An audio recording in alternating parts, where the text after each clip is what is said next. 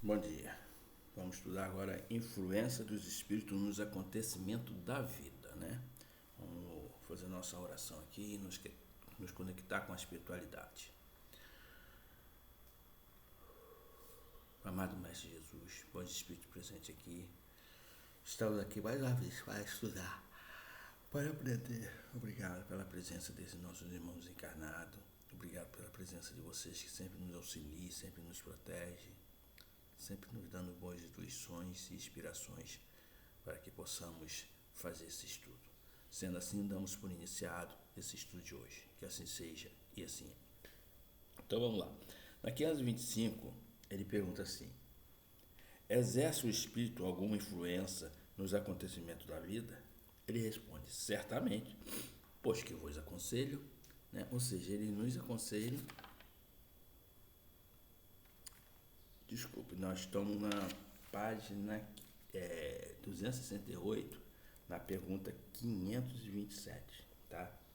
Ele pergunta assim: tomemos outro exemplo em que não entre a matéria em seu estado natural.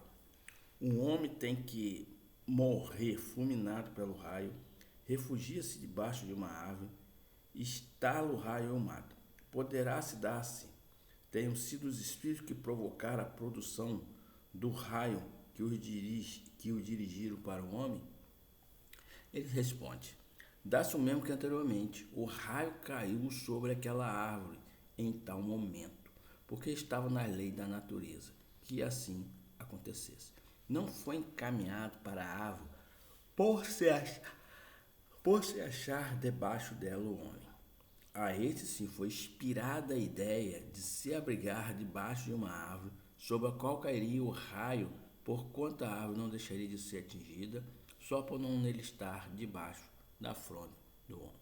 Então, essa aqui é a mesma coisa sobre a escada, né? Ele sabia que a escada estava no estado de podridão, que a pessoa tinha um certo peso, subisse na escada ia cair e iria acontecer o desencarne. A mesma coisa é o raio. Ele não vai, por exemplo, eu estou debaixo da árvore, eu vou atrair o raio porque o cara está embaixo. Não. Eles sabiam que ia ter um raio naquela árvore, iam cair ali. Então eles inspiram aquela pessoa a ir até aquela árvore. Aí você fala assim, né? Então as pessoas mais céticas, as pessoas que gostam de sempre confrontar o espiritismo, pode falar assim: ah, então os espíritos são assassinos, né? Aí você fala: não, eles são cumpridores da lei. Eles são cumpridores da lei, né? Para isso tem espírito designado para cumprir a lei. O que é a lei? A lei de causas e efeito. Aqui se faz, aqui se paga. O pessoal pensa que acabou a lei de Moisés, a lei do talhão. Não acabou. Ainda existe. Aqui se faz, aqui se paga. Se você matou uma pessoa, ou se você fez algum erro com alguma coisa, aquilo você vai ter que pagar, né? Então vamos lá. Aí você fala assim: pô, mas o raio o que tem? Alguém fez alguma. Ué, alguém pode ter pego um ser humano, né, e eletrocutado, né, com uma voltagem, né, enorme, né? Aquelas pessoas que botavam aquele choque elétrico nas pessoas, lembra? Então, às vezes ele tem que pagar. Ele tem que pagar por isso.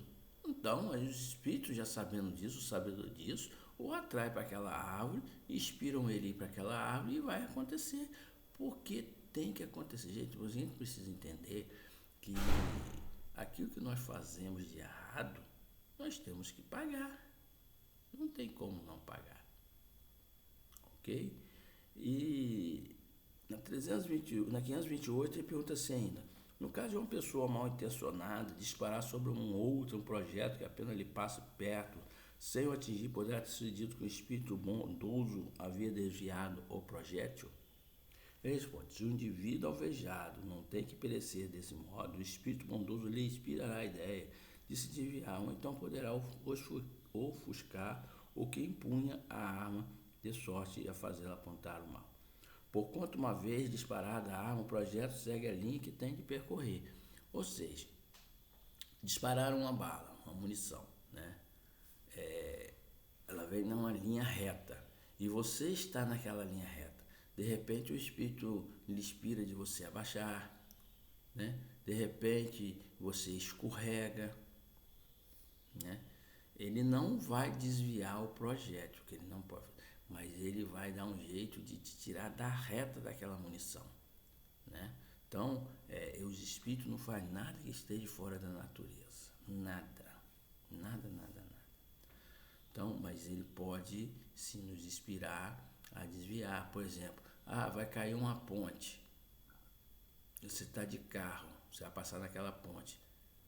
De repente ele inspira, vou dar uma paradinha aqui que estou com vontade de dar uma urinada, ou vou dar uma paradinha aqui porque vai acontecer isso, né? Ou de repente tem um prego, você vai desviar e vai pisar, o pneu vai bater naquele prego, vai furar, você vai ter que parar o carro para não passar pelaquela ponte. Eles vão dar um jeito, se você não tiver no planejamento de estar sobre aquela ponte para cair. Então ele não vai desviar o projétil, né? Mas vai te inspirar a acontecer alguma coisa com você, ou você abaixar, você escorregar, né? Aí vai te inspirar de alguma coisa, ok? Então vamos agradecer a espiritualidade mais uma vez, né? Por estarmos aqui nesse momento de oração e de estudo.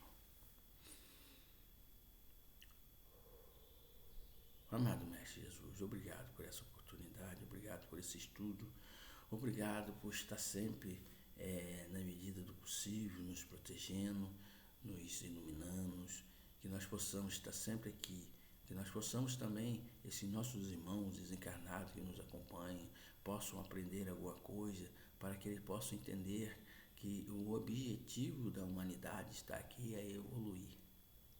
Sendo assim, damos como término o estudo de hoje. Que assim seja e assim é.